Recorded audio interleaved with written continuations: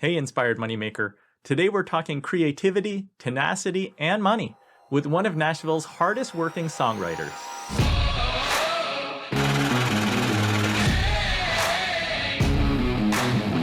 Episode 256 features H. Jack Williams, singer, songwriter, composer.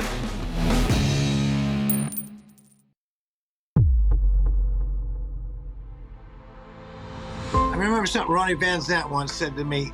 We were sitting in a hotel room in England before they went and played Nebworth in 1976. And I remember he said, we played some songs and he had played something, couple things he just learned, and I played a new thing I just wrote. And he said, you know what you have to do? You have to find somebody that's way better than you, that's way more successful than you, and you have to look up there and you have to figure out who that is, and then you got to go catch them, and you got to catch them, and you got to beat them. And he said, you know, find somebody that's a songwriter that you admire, that you think is great, and that you would love to be in the same position as that person, and then chase that, chase wherever they're at. So I did. I was Jackson Browne. I remember distinctly. I said, well, that would be Jackson Browne. And he said, well, go get it. I'm Andy Wong, host of the Inspired Money podcast, where we share positive perspectives on money so we can have a bigger impact in our community and in the world. This episode is brought to you by my company, Runnymede Capital Management. My call to action for you is inviting you to connect with me on LinkedIn. It's not just a place for digital resumes and job hunting. I've been posting my thoughts on trending financial news over the last 6 months. I've even shared a couple of fun videos, including one of me playing the ukulele at church. I want to share with you that I'm among the 120 creators that make up the current class of LinkedIn's US Creator Accelerator program on technology and innovation. It's going to be a fun 6 weeks. Find my profile by going to linkedin.com/in/Andy Wong 888. That's ANDYWANG 888. Or go to linkedin.com and search Inspired Money to find my profile. Click follow or connect. I'd love to exchange messages with you there. Today we're talking with H. Jack Williams, who's been writing songs since his discharge from the Marines in 1971. While you may not be familiar with Jack, he's befriended and worked with some of the biggest names in folk, rock, and country music. Richie Havens of Woodstock fame, The Who, Uriah Heep, Leonard Skinner, the Oak Ridge Boys, the Allman Brothers Band. That's just to name a few. Jack gained recent attention with his co-writes with Academy Award-winning actor Kevin Costner. Kevin Costner and Modern West, that's his band, recorded 2 of Jack's songs, including the top 20 hit Love Shine, leading Costner to cut more of Jack's songs for his Tales from Yellowstone soundtrack. Halfway to Hell, Jack's debut solo album, is out now. You're about to hear how Jack is not only an acclaimed songwriter and in-demand co-author, he's a fantastic storyteller, and boy does he have unique life stories to share. In this episode, you'll learn about going straight to the person you want to work with. That often means going around gatekeepers. The emotional roller coaster of being a songwriter or creative. And stay tuned to the end to hear why Jack says you have to be an artist with an album to give your music a chance to be featured on TV and film. Now let's get inspired with H. Jack Williams. Jack, welcome to Inspired Money. I'm so excited to have you on the show. I'm excited to be here too. Let's jump right in. What's your earliest childhood memory of money?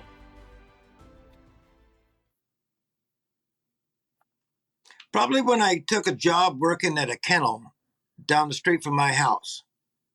And I was really young,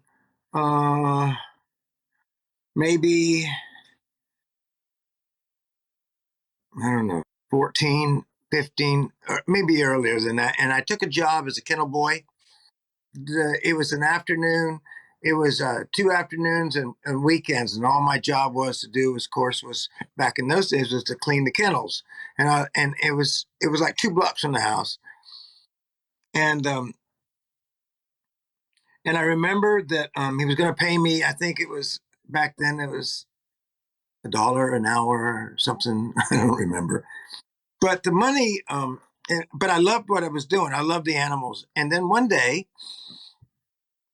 this man and wife pulled in, and they walked in. They were Italian, and they were really nicely dressed, and they had a little tiny dog, a poodle, and they asked the doctor, which one was Jackie? He told me about Jackie. I went by Jackie back in those days.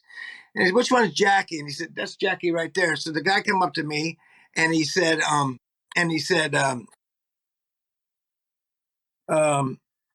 we want you to take care of our dog while we're on vacation, and when we come back, we'll take care of you. And so I did. I took care of the dog for a week and a half, something like that. I mean, religiously. Came back, and they gave me $100. I mean, for a kid, $100 was a lot of money because I grew up poor, very poor. I never saw that kind of money even from my parents. And he gave me $100, and then he said that he had connections at the Fontainebleau Hotel in Miami Beach, and me and my buddy could go, or a girl could go. He'd send a limo, and we could go have dinner on him at the Fontainebleau Hotel, and everything was paid for just because I took care of his dog so well. In the end, I found out he was a big mobster, but and it was incredibly exciting to know that. But the point I'm making is that I found out at a really early age that if you do something really good and really well and put your heart into it, you can make money doing it. That's when I first time I ever made any real money in my life. You also learned that there were kind-hearted mobsters, which is interesting. Paint a picture for us, because I understand that you grew up in a trailer. What was life like growing up in terms of money and opportunity? I grew up, the first half of my life, I grew up in a trailer not too far from Miami International Airport. My dad worked for the post office, and I think if I remember right, I have memories of his salary was $325 a week take home. And I wore clothes that my mom made. He gave me haircuts that I hated. There was never any money to speak of, but they would find things to do that didn't take money to do. He had a second job where he worked at the Orange Bowl, and he was an usher at the Orange Bowl. And through that, I got to go to. He would take me and put me in a seat while he did his work, and I would get to see. I mean, I saw some pretty big guys back in Dan Marino. I met Muhammad Ali when he was still Cassius Clay. I got to see those kind of things, and those were fun. But the only money that I ever saw was what I made on the side. Like, I remember the first time a hurricane went through, Hurricane Donna. That was the biggest hurricane ever. And it came through, and we didn't have the money all the other trailers had. Everybody those people had more money than we did, but they would go out and buy these anchors, and they put these anchors underneath all the trailers. When my dad, he went out and bought 2 ropes, and he crisscrossed them to 2 oak trees and tied the trailer down that way. Our trailer rocked through the night, but nothing ever happened. Went outside the next day, and it looked like a bomb had hit it. But I got to make money because me and my buddies put together a little cleanup service, and we went around and cleaned up all the trees and all the debris and everything, and made a lot of money back then doing that. And so, I knew money from that, but we never had any money. I never saw it. I never got a nickel for lunch every day for my milk. Took a peanut butter jelly sandwich. I never saw the money. And then later on, he when he retired, he moved us up to Fort McCoy in the middle of the state, and I might have seen a little bit more money then, but I mean, he was still in debt. He was in debt, always in debt. They lived in debt, and that's all I ever knew. I don't even know if they had a bank account, to be honest with you. I never knew what a check was until I had to get a checkbook, or later on in life. Well, it sounds like even in the times of not having a lot of money, you have some good memories. Cassius Clay, Dan Marino, there was some fun in there. But you had tough times too. You ran away from home plenty of times. Well, that's what I was getting to. In my early years, up to about the time about 11, I think, or maybe 12 at the earliest. At the my memories were. I mean, he would do stuff. Like I said, my early part of my life, we lived in Miami. Didn't live on the beach, but we lived in Miami. But he loved to fish, and he loved to hunt. And he was from West Virginia, so he was a West Virginia hillbilly. And I don't. Have you ever been to Miami? I've been to Miami a couple times. Do you know the Rickenbacker Causeway that goes across over to the beaches? Yeah. Okay, well, in those days, the Rickenbacker Causeway had a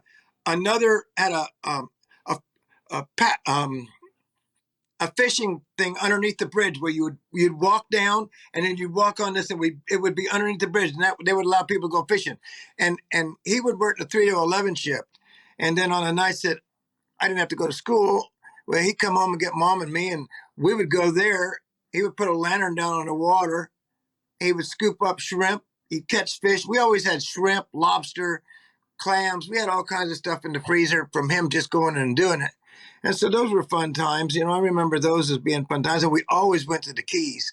I always liked Big Pine Key. We always went out in a boat because he had a little tiny boat. We'd go out a quarter mile and we would be in the middle of the ocean catching big grouper. So those were great times up to about the time I turned 12.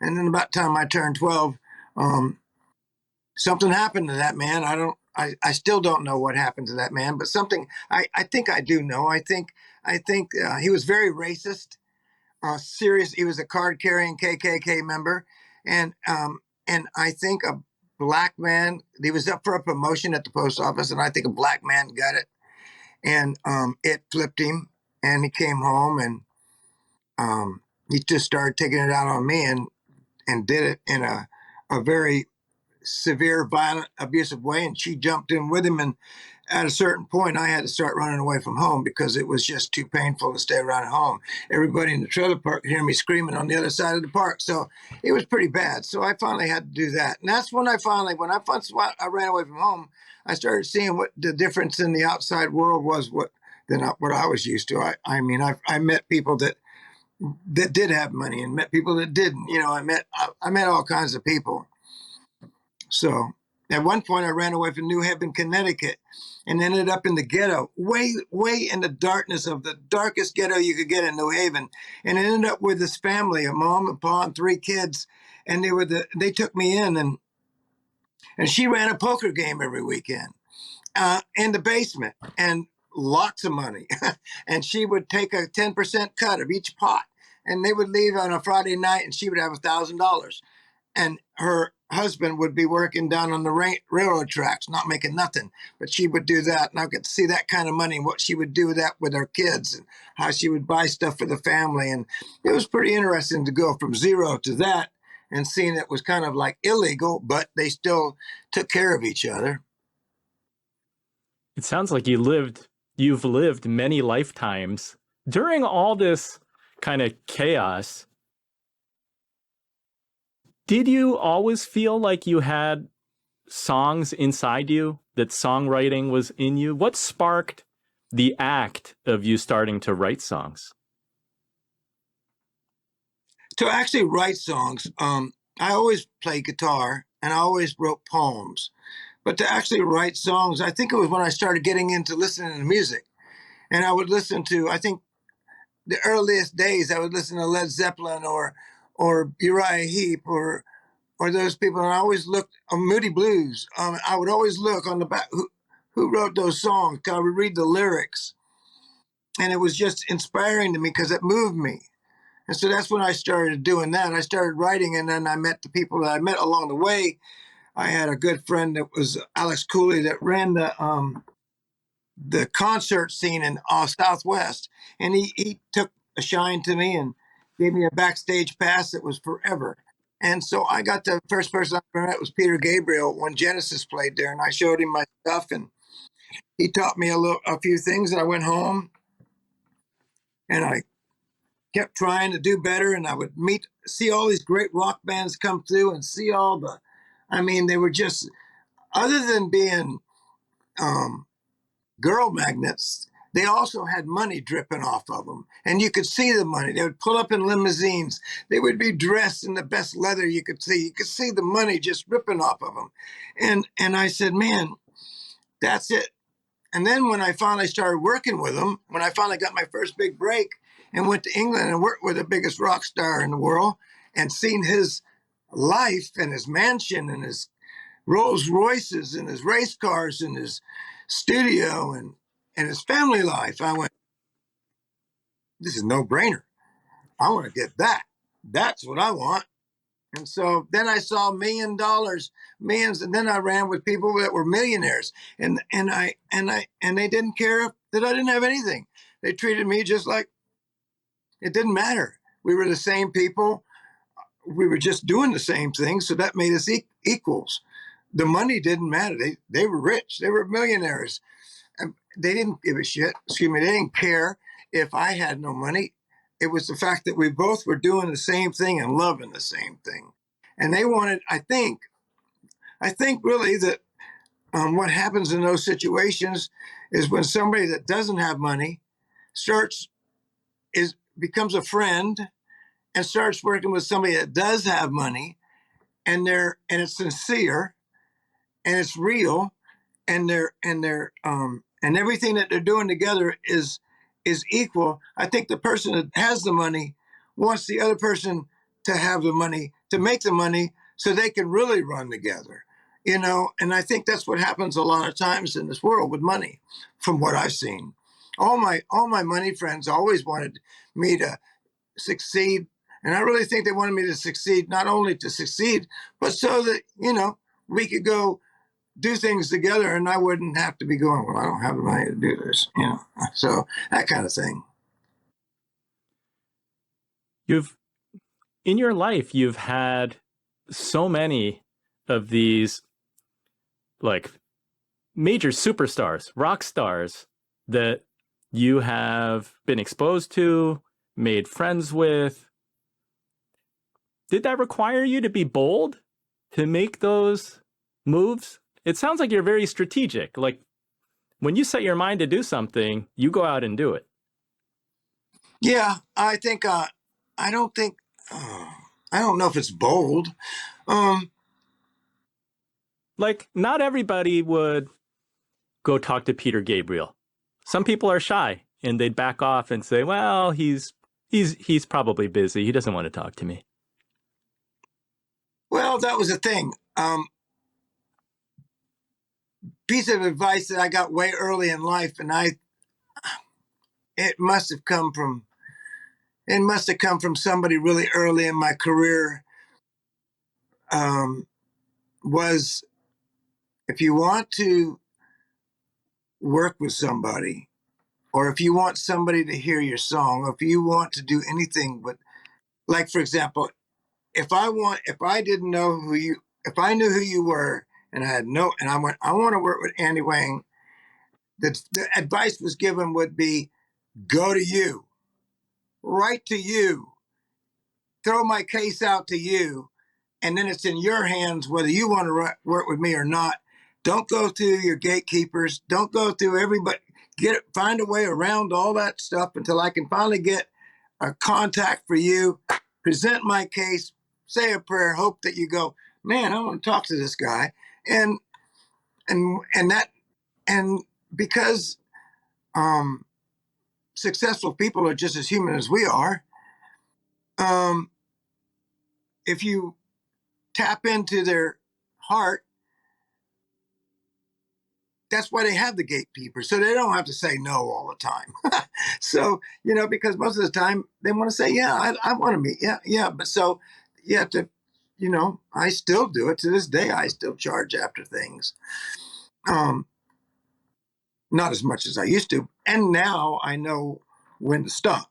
Used to be, I'd go after it like a bull, and I'd keep going and keep going and keep going and keep going. And then, and even though if I couldn't move the wall, I'd try to blow it up, and it still wouldn't work, and it still wouldn't work. Now I know when to stop. I know when that door isn't going to open, and if that door isn't going to open, fine, I'll find somebody else. No big deal. Tell us a little bit about Richie Havens. He was like a brother to you. Yeah, he was like a big brother. Um, he taught me so many things. He took me under his wing, and we just became friends. But he also was like a big brother. He knew what my past was. He knew why I was like I was. He knew why I wanted people to like me. Always wanted that. And he knew I did things. But I was young enough in my career that he was able to mold. I don't know if mold's the right word. Um, he was able to teach me how to be me, the man I am today. He was able to get those, like your mom and dad would do normally, like I've done with my son. Like we've done with my son. We've given him roots. We've given him a foundation, and now he is who he is because we built.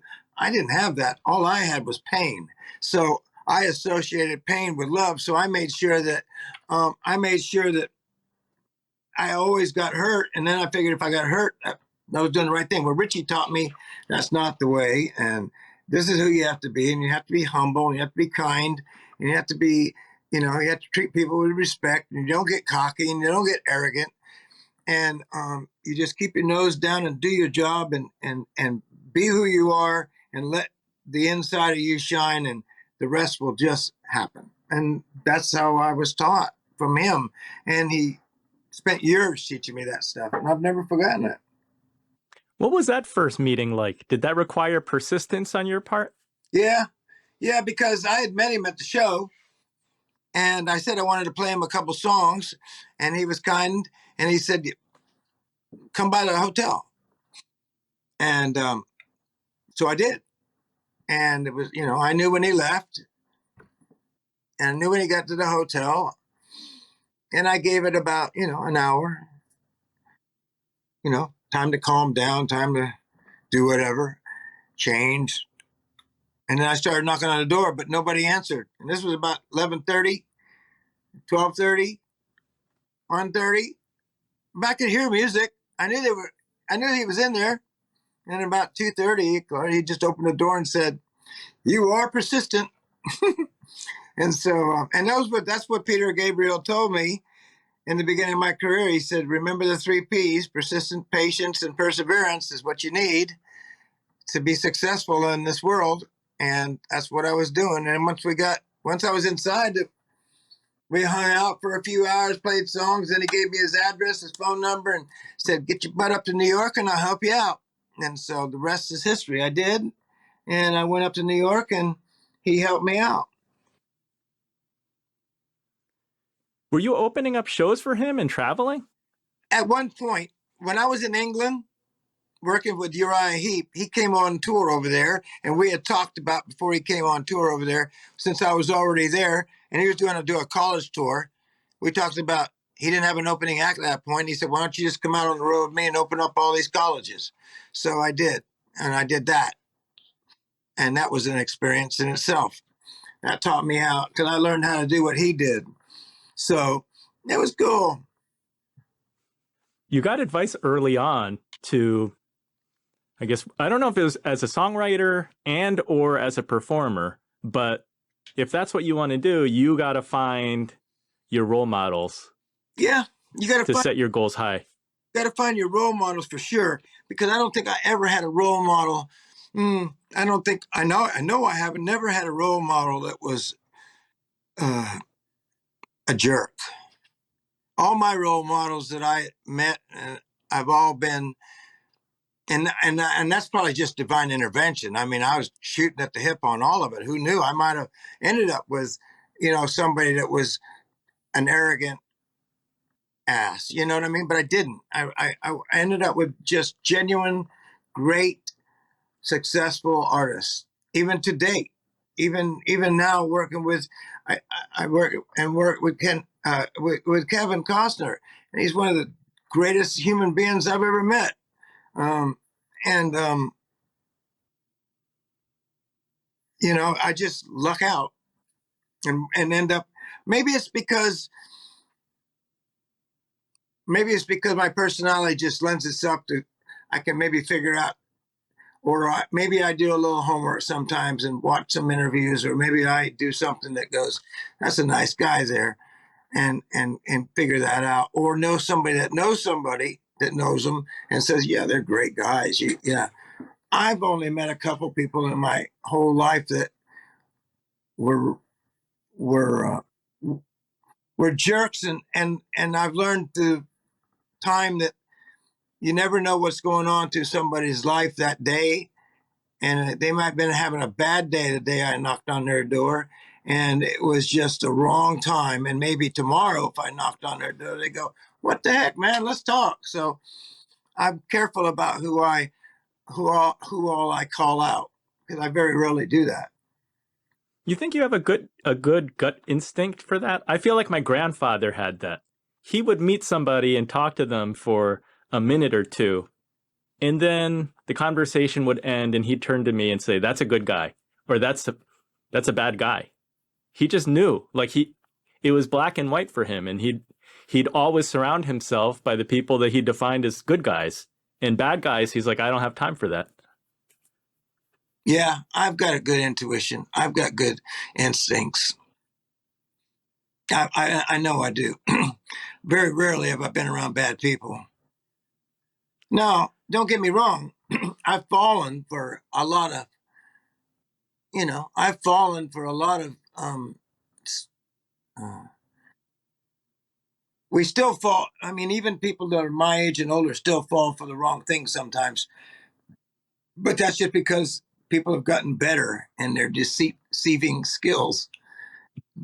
But you can't always be, you have to, if you don't fall for a lie or a scam or something sometimes, then you're not giving your all. So you can't always go up like this. And if you walk around like this, you'll never see what's open. So you got to be open. And if somebody offers you something that looks really too good to be true, usually it is, but even so, you go, yeah, probably too good to be true, but it sure sounds good. I'm going to check it out. Then you find out you got scammed, and then you go, yeah, I knew better. That little voice in my head told me not to do it, but I did it anyway. Jack, as a mentor, I think Richie, pretty early on, he was trying to teach you what route does one take if you're going to have a successful career in music. Like, is that as a songwriter? Is that as a performer? What vision did Richie have for you? Well, it was about anything in life, honestly. I think any career you take, whether it's whoever you are, I don't think it's just music. His philosophy on that was like, for example, let's say I don't play music. Let's say I go, I want to be a I want to be a plastic surgeon. I also want to be a pediatric doctor. I also want to be an airplane pilot. And I was also thinking about maybe doing a little law. Now, Richie's philosophy on that is whatever you're the best at on that day, right then, now, conquer that, be successful at that. Then do the next thing. And in my case, it was songwriting. So go out and I wanted to be a songwriter. I wanted to be an artist. I wanted to be a producer. I wanted to be an actor. I wanted to be all those things. But I was the best at songwriting. So do that. And when you become successful at that, then do the next thing. Become successful at that, then do the next thing. It's kind of like the old fashioned way of getting around being overwhelmed. When you're overwhelmed and you go, God, I got all these things to do. If you just go, I'll start with that one. Then everything else falls aside and get that done. And then that one's done. And then pretty soon there's no list no more. And that's the advice he gave me. Sometimes you took a diversion from the music. You were a cook for a while. How did you balance like being a cook versus the music? And was that because you needed to pay the bills? Yeah. Yeah, I was a chef before I was a musician. I mean, I was a professional cook learning to be a chef before I was ever a professional songwriter.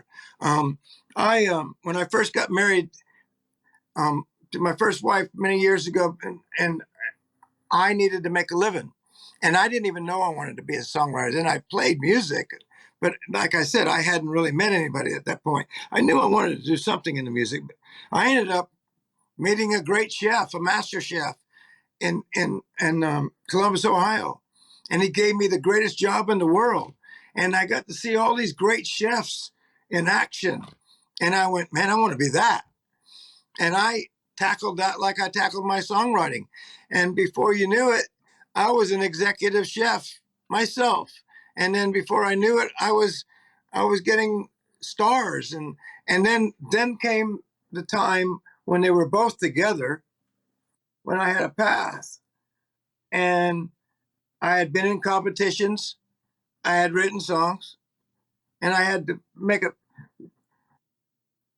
one path. If I had my chef's path could have led me to things like um, being a chef at the governor's mansion, or maybe up in the White House, or something of that caliber, or some fancy resort with all expenses paid, my own room and my own golf cart and my own this, and or taking the route of a songwriter and being in the entertainment business, and that went out.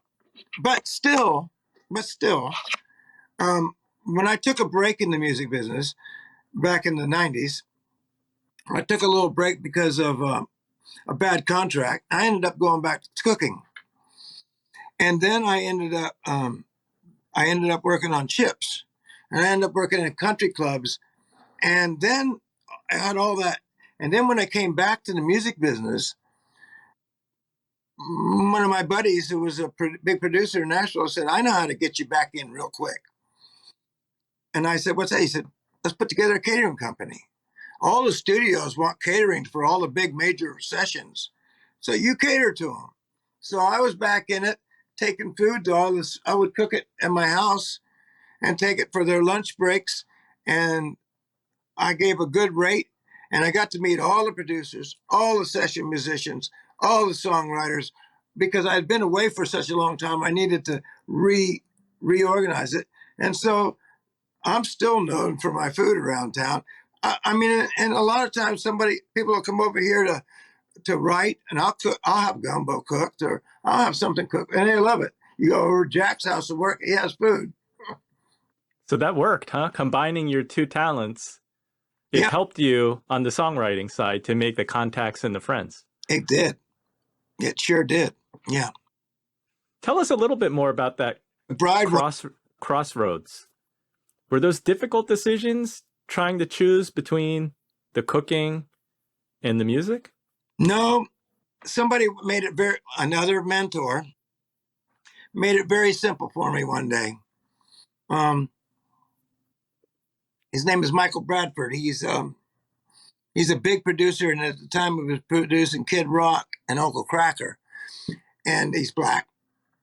And he was in the studio. I was the chef of a big studio here in town, and songwriting too. I was doing all my songwriting too. I was doing both. And I gave him I gave him a CD of a few of my songs one day. And the next day he came back and he said, "You got a minute? I want to talk to you." And I said, "Sure." And he said, "Your stuff's really good." He said, let me tell you a story." And I said, "What's that?" And he said, "Oh, many years ago," he said, "Rock and I were going into a studio. We pulled up in a studio in Chicago, and he had like 4 guitars, and he said we each took two." And he said, we went in the front door, and he says, as we got to the front door, one of the people standing there looked at me and said, "Hey, boy, just put those guitars down over there." And he said it was perception. I was coming in with him. I was coming in behind him. I was carrying 2 guitars. Didn't matter what color my skin was. Just looked like I was carrying 2 guitars behind Kid Rock. He said, same situation with you. All these big producers that come in here and produce all these big stars, and you meet all these big musicians, and you meet all these people, and you give them their CD. He said when they go home and listen to it, they go, "This is that Cook CD that writes songs." And he said, what you want is this is that songwriter that knows how to cook. He said, so you need to stop cooking and go get a songwriter job and then go back to cooking. So songwriting is your primary thing. And I did, and it worked. I got lucky. It was a good time. I mean, I'd already made some good connections and people love my songs. It could have been a bad move, but it was a good move. My wife's real supportive, and so she had a great job, so it helped. And we were able to take that little bit of time so I could do what I needed to do to get my publishing deal and get a draw so that I was making money. And then I've never looked back. So tell us about the emotional roller coaster that is the life of the songwriter. Wow. It's amazing you bring that up because that's what my son calls it. Loretta Lynn. I tell this story a lot.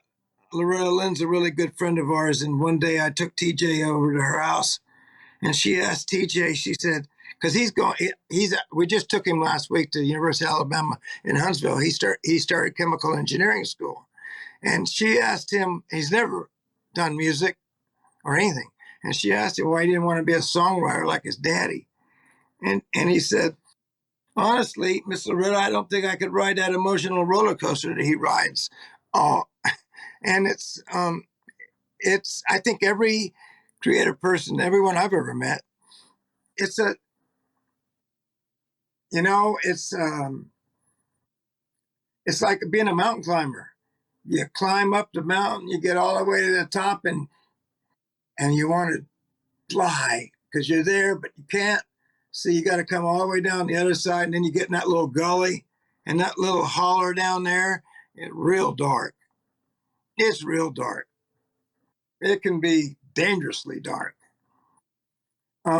because you were way up there for a minute, whatever way up there is. You know, it could have been something as little as somebody going, "I love your song. I'm going to use it," or it could have been, "I was just on stage," or "I was just in this."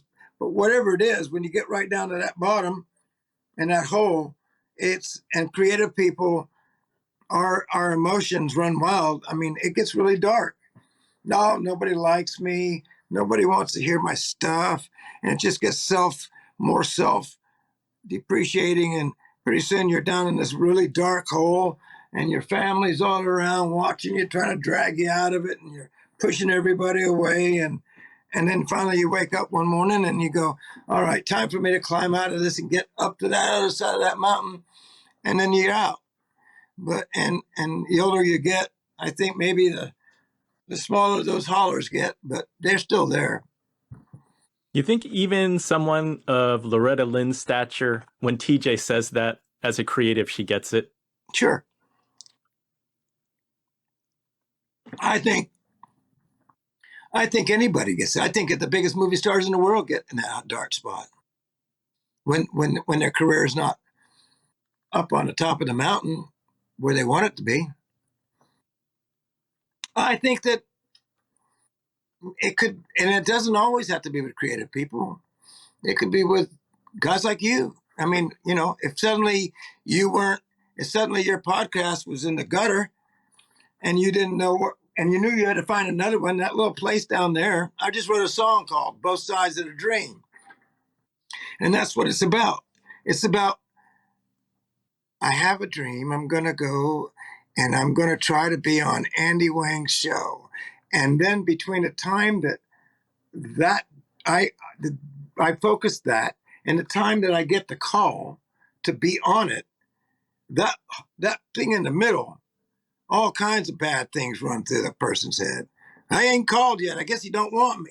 Oh man, I don't know what. I guess I'm not good enough. I guess I didn't. I guess, you know, and then by the time but then when they do call and go, hey man, when can you be on there? You go, God, I sure wasted a lot of time. But it's just part of the trip, I think. Well, there's so much that's out of our control, right? Because even in creating this show, I can focus on what's in my control. I can try to book good guests. I can try to do the best interview I can do. But then once it's out there, are there listeners? And we can't help but, you try to like have this tunnel vision and say, okay, I'm just going to create what I'm going to create. Right. And then I'll put it out into the world. But you can't help but that external validation. Oh, someone's listening. That feels good. Or Yeah. no one's listening. That feels bad. You as a songwriter, you pen those lyrics, put it to music. And then I always hear songwriters say, you got to put it out there. To some extent, it's no longer yours. It's like the listener then makes it part of their life. And what does that song mean to them? What's that like after you put a song out there? I don't know. That's your hope. Well, for me, that's my hope. I hope they have their own. I know what I mean, but they don't have to. I don't ever.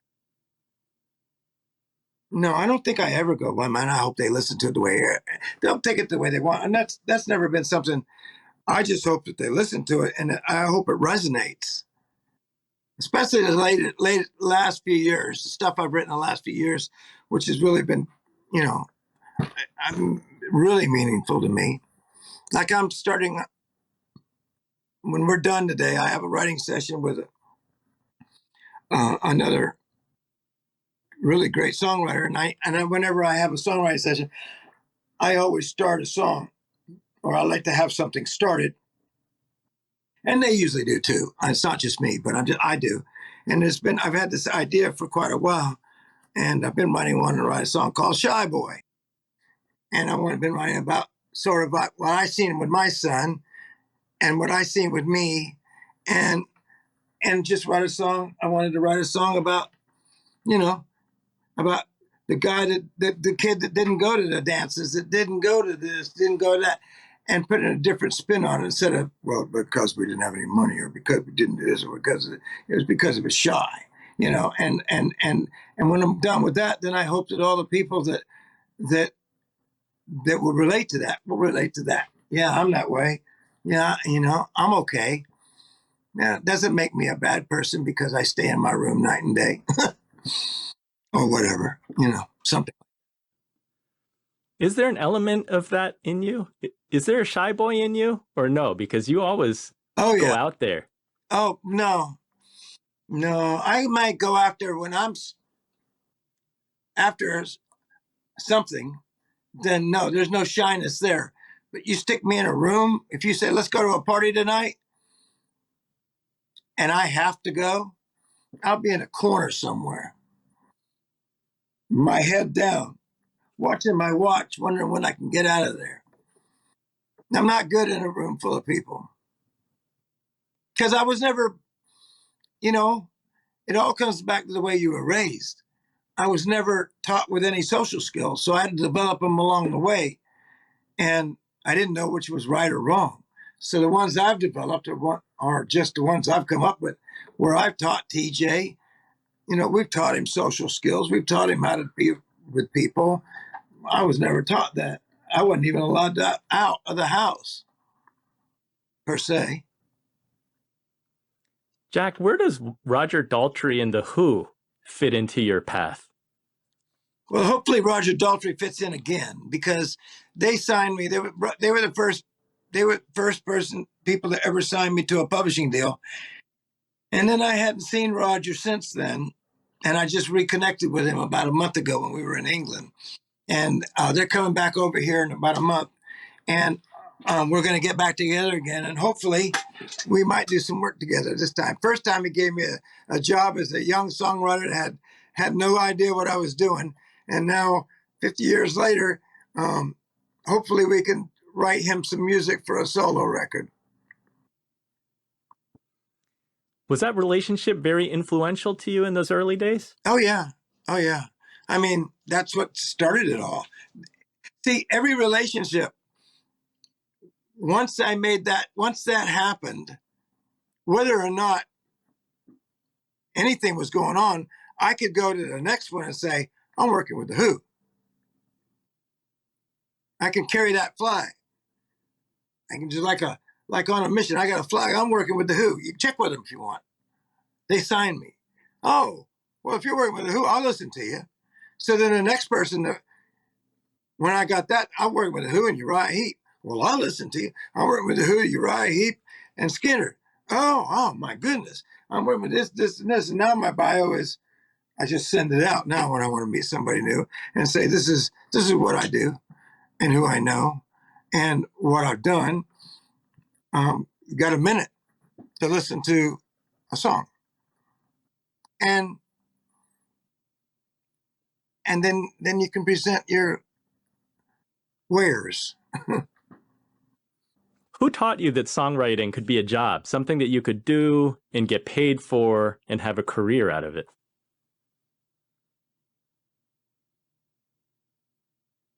Probably living in Nashville. I mean, I knew that I knew that people could record your songs as a songwriter before I moved here. But it wasn't until I moved here when I found out that there was actually real jobs that you could get up and go to work every day in an office with a bunch of other songwriters, and you collaborated and you worked, and there was an organization, and there was a creative person that would take your songs, and his job or her job was a job to be a song plugger, and they would run out and talk to the stars producers, play them your song, and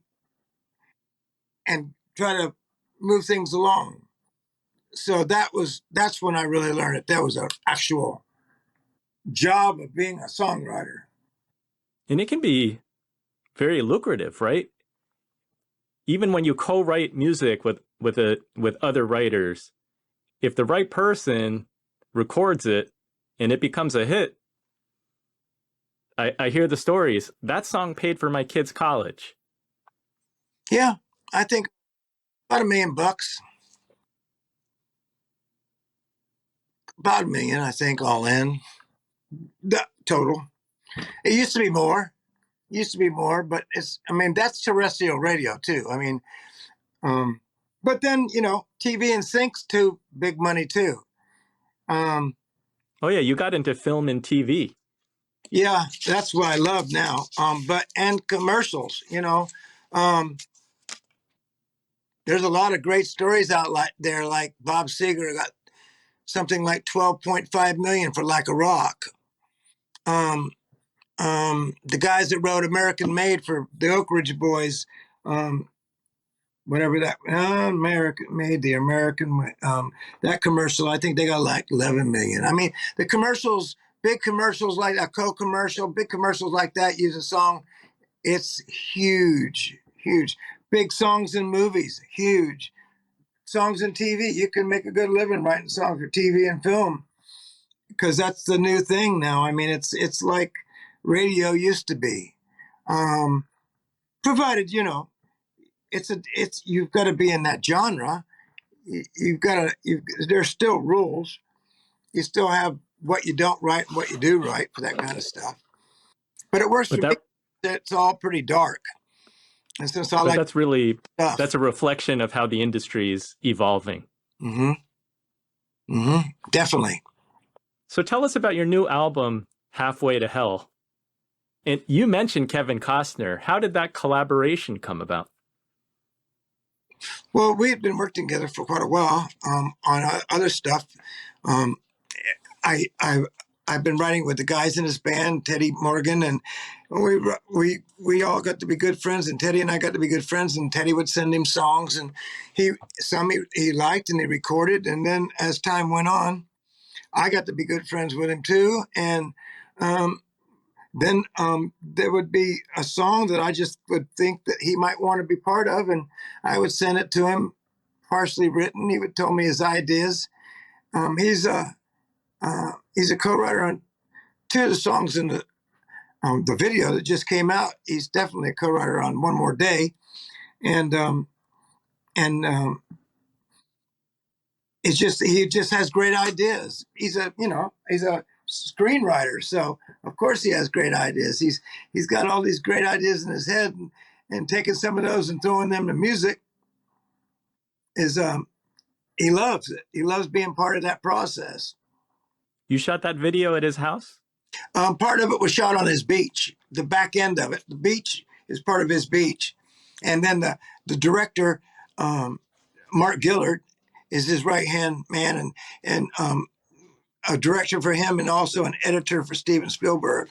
And he shot it. He wrote it. He wrote the whole storyline, and that's Gary Rosington from Leonard Skinner playing guitar in it. The original, I mean, the only original member still alive. Well, Artemis is still alive too, but Gary was in the plane crash, and um, so we've been friends since those days in England.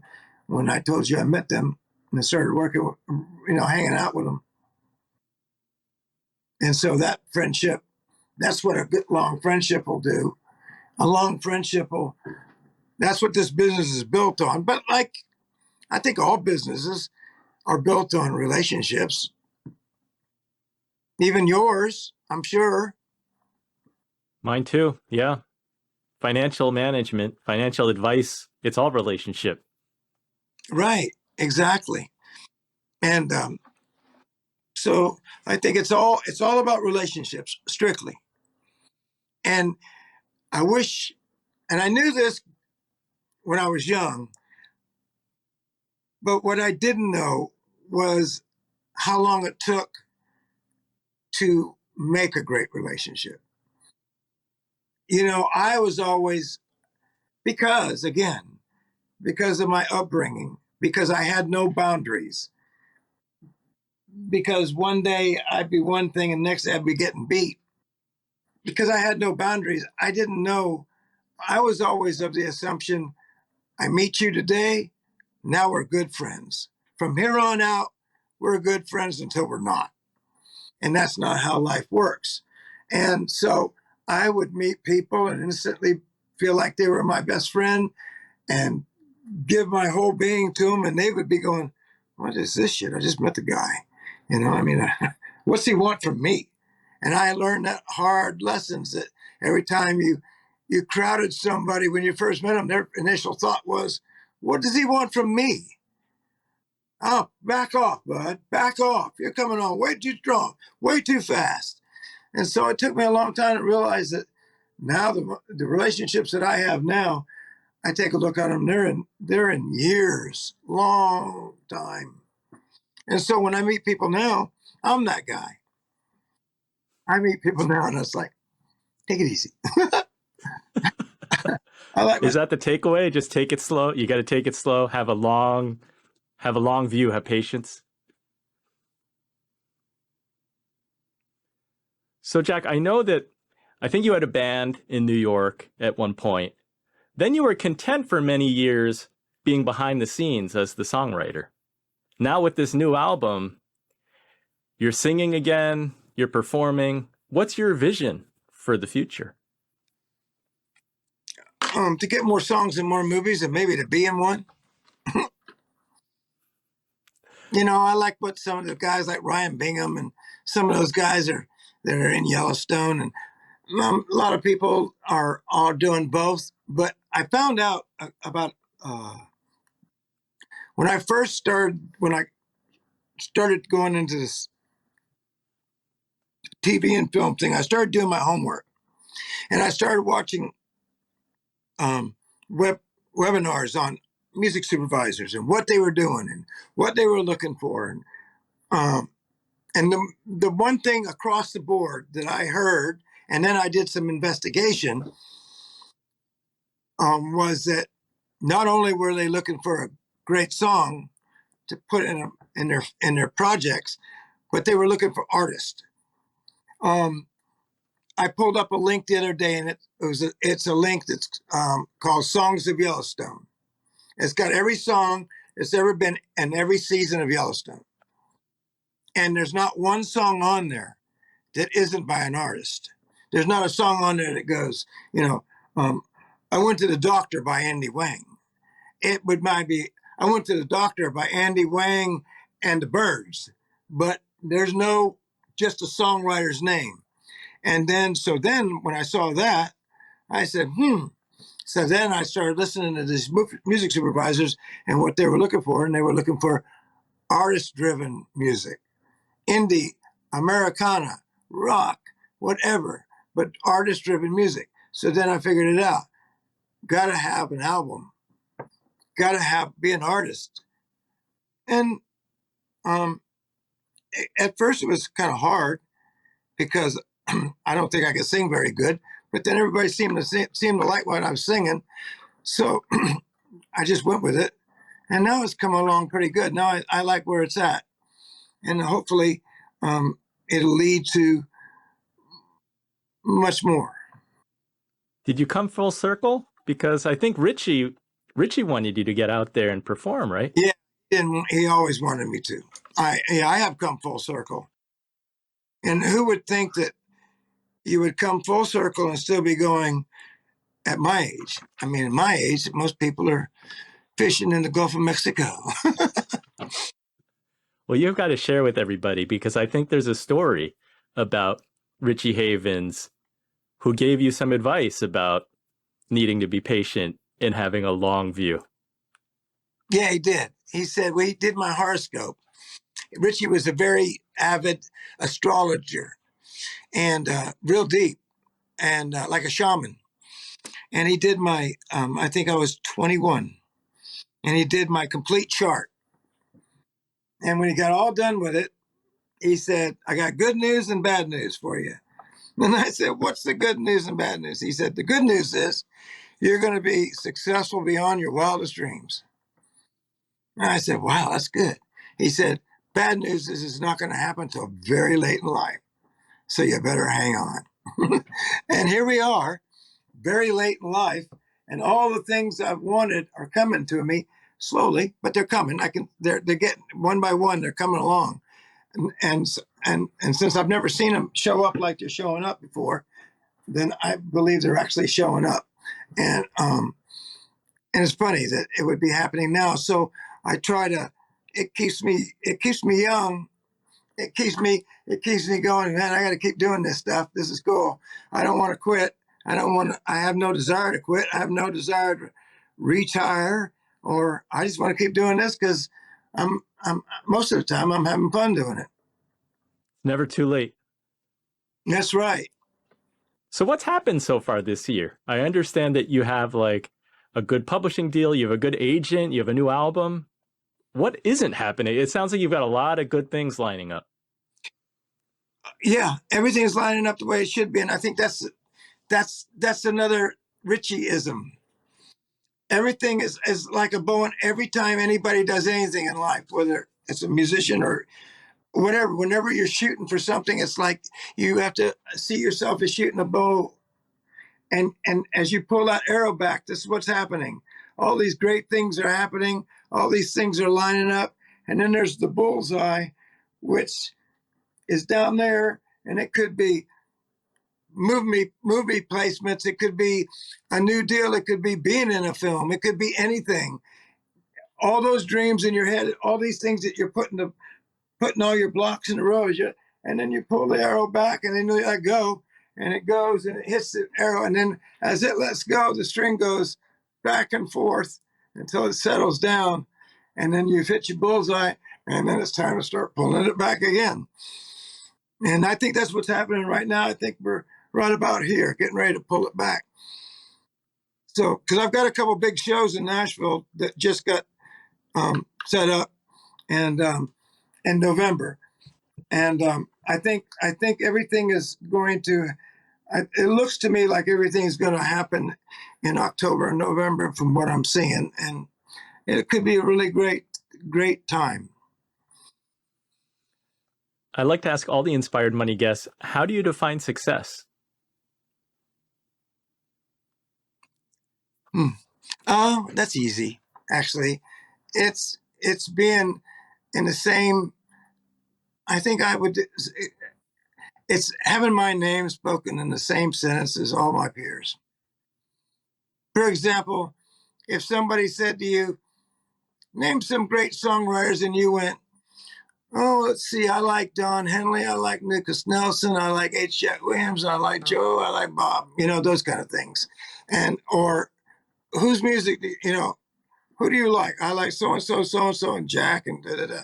In the big picture, more than just amongst the local or amongst, in the national. And that's what I'm trying to do now. Is been trying for quite a while to break over that last little hump. Has been hard. I've gotten to the point where it's just can't stop now. It's just a hard one to get over. How do you do that? You mean, how do you get over it? I don't know. I think it just happens. I think, I just think you do, everything lines up, and then one day something clicks, and suddenly you're very popular. You just got to keep shooting your bow. I think so. And maybe it doesn't happen, but still, you got to keep trying. As long as you have a lot of people on your team that believe that you're supposed to be happening, and you have the bio I have, you have to believe that it's just a matter of time before something clicks. I was hoping it'll be this video, but maybe not. Maybe it'll be something else. Well, we'll find out. I'll put the video in the show notes. Jack, thanks for spending time with us and sharing your story and your many stories. Tell the Inspired Money listener and viewers where they can follow you and get your music and learn more. hjackmusic.com. My website, www.hjackwilliamsmusic.com. Thanks so much, Jack. Thank you, Andy. It's been a pleasure. It's been fun. So what was your favorite Inspired Money moment? I love that Jack's story is always about chasing his passion and dreams. The big takeaway for me is how he not only made it from very humble beginnings to working with the world's greatest musicians, but he's always evolving and adapting. When the music industry's album sales are shrinking, he's moved to TV and film. How are you adapting in your career and your industry? That's something all of us should always be thinking about. If you had a different favorite Inspired Money moment, please post a comment or share it in the Inspired Money Makers Facebook group at inspiredmoney.fm/Facebook. Uh-oh, did I lose you? What happened to our connection? Hey, Jack, you back? That was weird. That was weird. You know what happened on my end? What happened? You said, this is too weird. And I think this is the way our phones work. You said, yeah, we just got to take it easy. And as soon as you said that, my phone started playing Take It Easy. Really? And I thought that you were playing, because you weren't talking at that point. And I thought it was part of your show. And then, you mean the Eagles? Yeah. And then suddenly I went, and you're talking. I see you talking. And so I tried. I immediately script. And my music app was playing Take It Easy because you said it really loud. And I think the phone just went, they take it. I mean, I've what's been it? running down the road. And I'm saying, well, why is he trying playing? to loosen my load. I'm sorry about that. Thank you for tuning into the end. Be sure to subscribe to my email that goes out every 2 weeks. It's investment focused. In the Runnymede investment team, we highlight data, news, and events that we think are worth sharing. Go to inspiredmoney.fm/newsletter to subscribe today. Thank you for joining me on this mission. Have an inspired week and do something that scares you, because that's where the magic happens.